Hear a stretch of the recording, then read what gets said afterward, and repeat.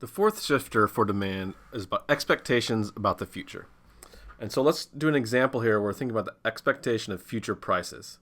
So a question you might see on an exam would look something like, you expect the price of cars to go down next year compared to what you thought before as supply chain problems ease. What does that do to the demand for cars today? Okay, so it's the price is going down next year for a car. What's going to happen to the demand for cars today? Do you think that's going to increase demand today, decrease demand today, or no change in demand today? So a exam question might be framed in something like this with a scenario of that type of question.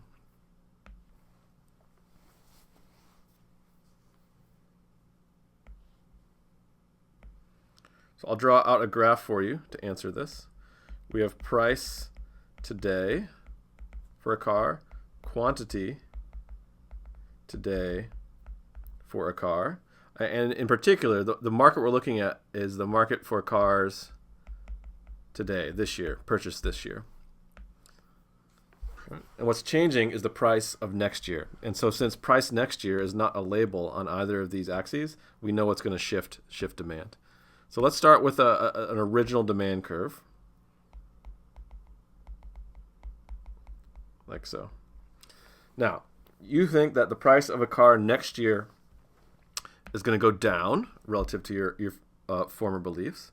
And so now what you might want to do is substitute your purchases into the relatively cheaper group, right? And so in this case, the relatively cheaper group will now be next year. And so if you think you can get a better price next year, or the price was going to go down next year, you're going to substitute your purchases from today into next year. And that means the purchases today might go down. And so for this, we will get a decrease in demand. Right? If we think the price will be less next year.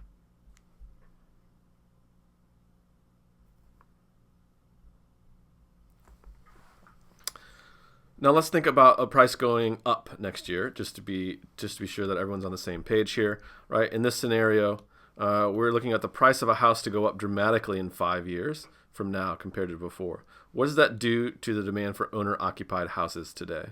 And so now you think prices will go up in the future for a house. We have a demand, original demand for houses today. Right? We're looking at the demand for houses purchased today or this year. Right? We have price of a house today and quantity of houses today.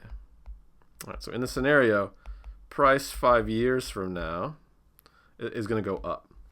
And so if people are looking for, the price of a house is going to be even higher in 5 years, I better buy my house today while it's relatively cheap.